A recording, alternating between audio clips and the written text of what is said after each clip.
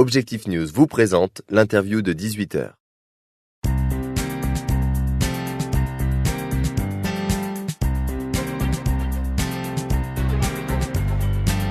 Bonsoir à tous et bienvenue sur objectifnews.tv. Je reçois aujourd'hui Françoise Valin, déléguée syndicale CFE-CGC d'Airbus. Françoise Valin, bonsoir. Bonsoir. Alors Airbus Group est actuellement confronté à un plan de restructuration. Est-ce que vous pouvez nous dire en quelques mots où on en est concrètement aujourd'hui ?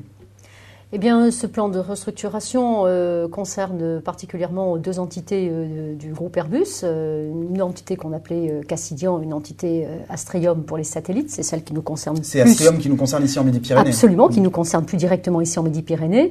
Les procédures européennes se sont terminées il y a maintenant plus de 15 jours. Elles ont laissé la place donc à des consultations au niveau national, à plusieurs réunions d'information. Alors, qui participe à ces réunions d'information ? Ce sont les partenaires sociaux. Les partenaires sociaux représentatifs au sein de l'établissement en particulier de Toulouse ont assisté donc avec la direction à la présentation donc du plan de réduction qui était demandé par la direction, plan de réduction des effectifs. Ça concerne combien de salariés ? Il y avait un peu plus de 300 salariés sur Toulouse qui étaient concernés. Donc tous ces échanges maintenant ont abouti à en fait on va dire un rapprochement des points de vue. Il y a eu des manifestations de ces salariés à plusieurs reprises, quatre reprises, la dernière étant à la Cité de l'Espace la semaine dernière. Le but étant de bien faire comprendre à la direction qu'il y avait un plan de charge. Ce plan de charge prenait en compte des satellites de télécommunications, comme d'ailleurs les derniers qui ont été conclus ces derniers jours, en particulier celui avec le Pérou, et de faire comprendre que ce plan de charge, avec ce plan de réduction des effectifs, n'était pas compatible. Et donc la pression qui a été opposée, en tout cas par les partenaires sociaux, d'une façon très concertée, consistait à dire revoyez cette adéquation plan de charge effectif.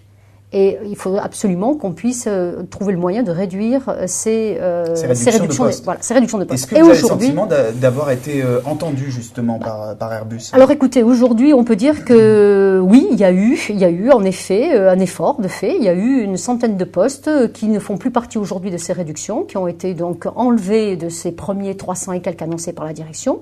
Donc ce qui veut dire que déjà, c'est un premier pas. Reste maintenant la suite de la procédure, puisque c'est une procédure maintenant qui va rentrer dans une phase de consultation, et il y aura encore des échanges, et il y aura certainement peut-être encore d'autres points sur lesquels les partenaires sociaux devront discuter, devront négocier. Et en termes de calendrier, où va-t-on ? Est-ce Alors, qu'on a des échéances précises ? Alors oui, en termes de calendrier, la loi française est bien précise. Quand on rentre dans ces procédures, elles sont très cadrées, et puis la direction avait annoncé qu'au 1er juillet 2014, ces procédures devaient être terminées, avec le début d'une nouvelle organisation qui se mettait en place.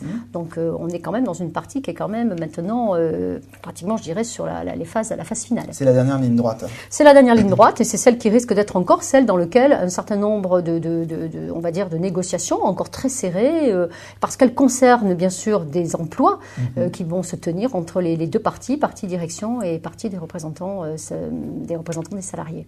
Alors ce dialogue social justement que vous appelez de vos voeux, que vous prônez, peut-il être réellement selon vous source de développement économique, de performance économique ? Oui, bah alors c'est pas aussi simple et c'est pas aussi direct que ça. Je crois que pour que ce soit le cas, il faut que ce soit bien entendu des deux parties. Ça veut dire qu'une partie accepte, et on va placer d'abord du côté des représentants des salariés, de discuter et de se mettre autour de la table et de pas toujours utiliser des moyens qui sont peut-être plus de démonstration, qui seraient des manifestations. Plus de discussions et moins de manifestations alors ? Je veux dire, les deux peuvent être assortis, mais on commence d'abord par la discussion, et si on n'en est pas satisfait, on va effectivement jusqu'à des moyens un petit peu plus de démonstration, de manifestation, etc. Maintenant, de l'autre partie, en face, il faut bien effectivement que les choses s'inscrivent dans un climat de confiance. On ne peut le faire que si effectivement il y a de confiance de part et d'autre, et que si la partie qui est le management fournit les explications et fournit tous les éléments qui puissent permettre d'avoir on va dire un jugement le plus objectif possible. Donc aujourd'hui, on le voit, dans beaucoup d'entreprises, on veut discuter, ça sera le cas pour Astrium, de compétitivité. Pour discuter de ça, il faut que vraiment les deux parties s'entendent bien de quoi parle-t-on. C'est pas qu'une partie qui concerne uniquement les salariés, par exemple, et le coût salariaux, et les coûts salariaux, c'est peut-être aussi d'autres choses qui concernent des organisations de structures, etc., mis en œuvre par une direction, et qu'elle doit être capable de démontrer en termes de coûts, pour savoir si réellement, voilà, il faut, je crois, démontrer cette transparence et cette confiance. Et c'est pour ça que je dis ça se démontre pas, c'est pas aussi évident et aussi direct. Ça se fait dans le temps. Et je crois un rapport de confiance dans le temps. C'est un rapport de confiance dans le temps. Voilà. D'accord. Françoise Valin, je vous remercie. Je vous en prie. Merci.